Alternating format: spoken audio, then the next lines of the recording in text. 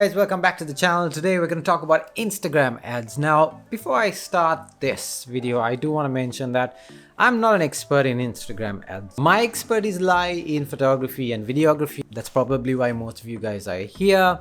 And any advice and opinions that should be taken should probably be on those sites. Now, with regards to Instagram ads, I'm just going to share a story that I've had over the past 6 weeks. And that's pretty much it. So, just thought I'd get that out of the way. This is going to be a comprehensive review. My name's Shut up!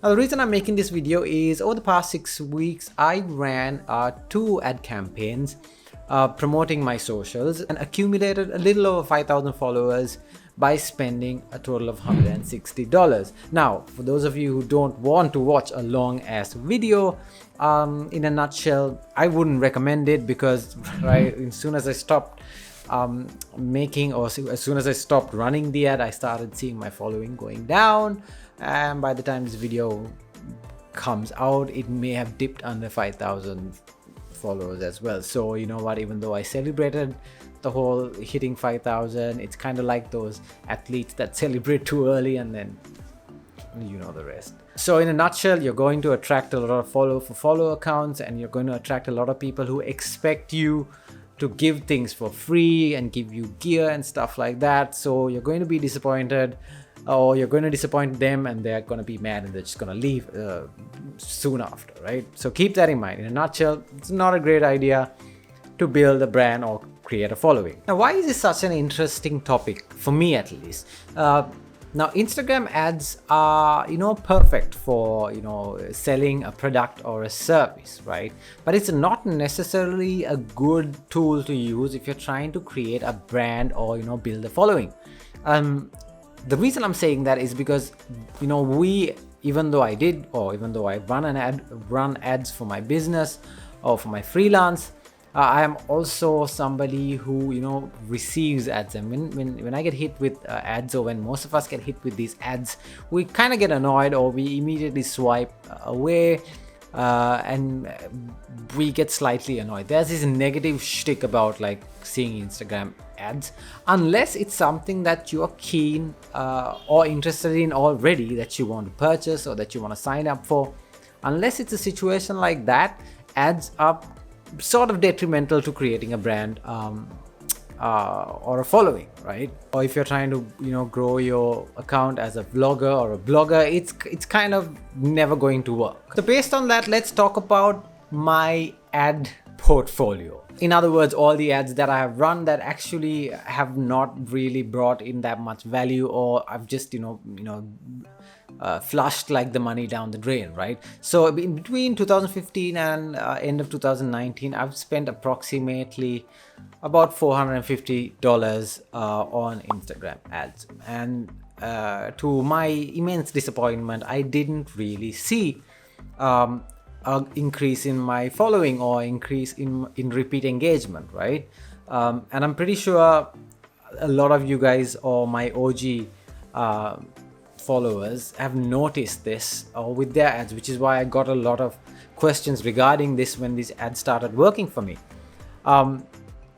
So what happened with these ads prior to 2020 is, when I was promoting my posts, just the number of likes or the engagement on that one post would increase. If you scroll down my Instagram, you're going to find a couple of posts that have a couple of thousand likes, even though I had only 700 followers for a long time. And that's all that came through. It was literally a waste of money, right? People would see my post or see my ad. If they thought it was interesting, they just double tap and just move on. My posts or my ads weren't, making or creating enough curiosity or giving enough value to whoever was seeing it for them to take the next step, which is to go and check my profile out. Or even if people actually went and checked my profile out, it wasn't that great for people to follow me back. That's what I got with Instagram ads prior to 2019, or during 2015 and 2019. It's good if you want to sell something, it's good if you want to sell a product or a service, but it's not really that great and I'm sure a lot of you guys have the same issues as well. This time around in 2020, when I started running my ad campaign 6 weeks ago, I was also being very transparent with it on my stories and explaining or sharing my results with the whole ad campaign and showing how the following was growing. And I think it hit, or it intrigued a lot of people, or it intrigued a lot of my OG followers on how I was doing it. And a lot of people assumed that it comes down to, you know, how you target or how you set up your ad campaign. That's where I found most of my questions. People are asking me, you know, how did you target, or what kind of ad do you use? You know, how was the costing done? And those were the questions. But in reality, how I set up the ad was really straightforward. I just, you know, went on YouTube and typed in running Instagram ads for followers. I just followed like the most trustworthy video I found there, and I'll link it in the description as well for all of you guys who want to set up an ad. There was nothing special in the targeting and setting up the campaign or the ad campaign. Okay, so I want to start off by saying that, because that's what a lot of people assumed what was happening. I want to preface everything that I'm going to say by stating that I am not an expert with ads, right? I'm just going to tell you guys a story of what happened over the past 6 weeks and what I think worked for me.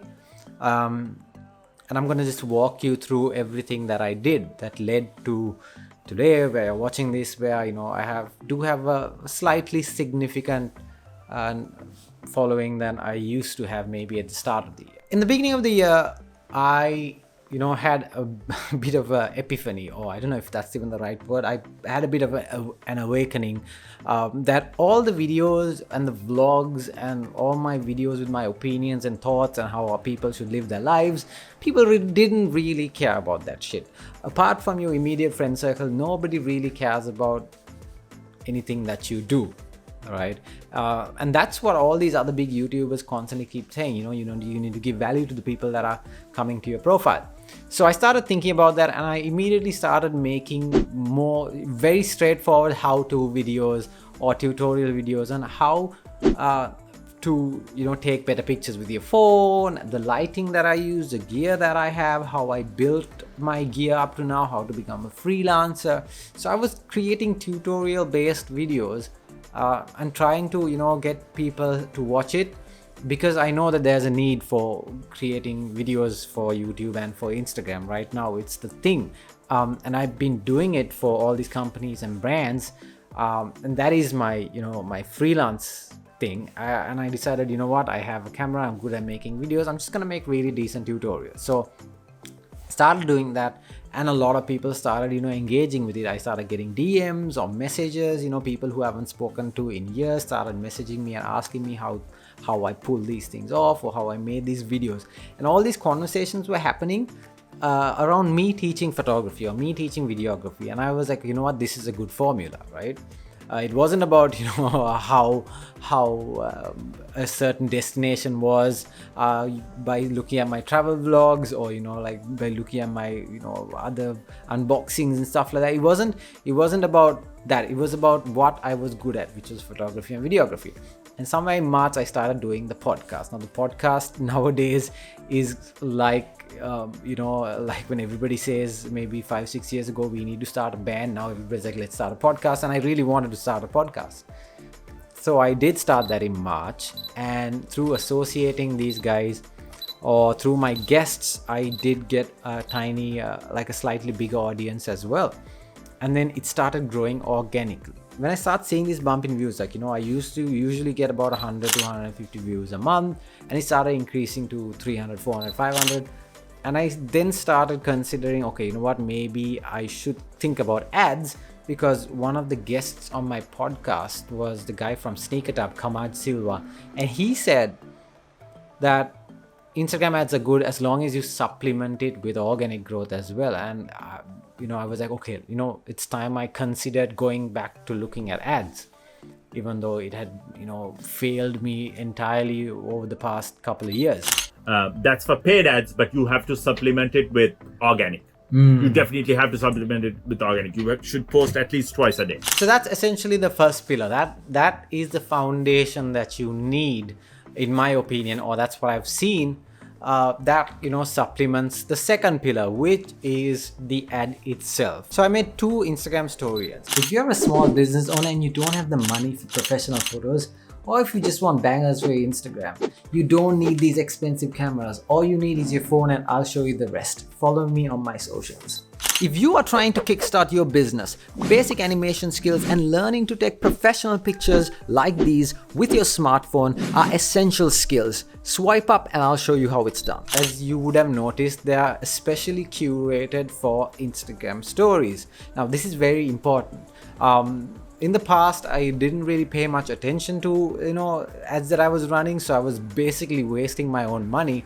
But there were other companies and other brands that were asking me to make videos for them over the past number of years, and I decided, okay, I'm going to use my skill to serve my own self, and I started treating my brand or my page as if it was somebody else's business, and I curated those ads especially for what I was trying to sell. Now we go back to my first point, which was ads are designed to sell goods and services. So I was telling myself, what is my good or service, which is my tutorial content. So I made those ads especially for that. I made the ads for my tutorials, and that's what sparked people's interest, because again, an ad will only grab people's attention if they already have a need for something similar to that, right? Or you got to be hella entertaining to grab people's attention. And I tried being entertaining. It wasn't really working out for me, which is why I went down this other route. Let's dive a little deeper into this whole situation, right? So when you're targeting people, there are 3 different kinds of audiences in your target audience, right? The first being the kind of person who sees your Instagram ad and just completely ignores it or swipes away because they are annoyed that they saw it or they saw it multiple times. And the second kind of person is the kind of person that sees your ad, becomes a little curious, swipes up, and then goes and checks your profile out, but then decides that, the profile isn't as great as the ad or didn't deliver what the ad was promising, and then they, swipe away from your profile. And the third kind is the kind of person that sees your ad, swipes up, and then sees your content or the stuff that you posted on your platforms and decides that following this person is worth their time, and they give you the follow. The actual engagement happens in the third kind of person, but for me, both the second and the third kind of people, or the second and third kind of audience, was important, because I was getting charged every time somebody swiped up, right? I had set up the ad in such a way that I get charged for the link click, which is essentially swiping up. There is also an ad that you can set up for impressions, which is a little bit cheaper because you're trying to hit magnitude as opposed to trying to get an engagement or trying to call people to take action. So staying on the topic, let's take a look at some of the stats of my advertisement, right? So for the past 6 weeks, I spent $160, right, on these 2 ads, and they've actually served over 1.5 million times, right? That's a pretty big audience, right? So it's been on somebody's phone screen over 1.5 million times over the past 6 weeks. Now, here's a number that kind of discourages you or discouraged me from continuing to run these ads, is the number of unique clicks, the number of people who swiped up, or the unique accounts that swiped up. Only 18,000 people from that 1.5 million actually swiped up,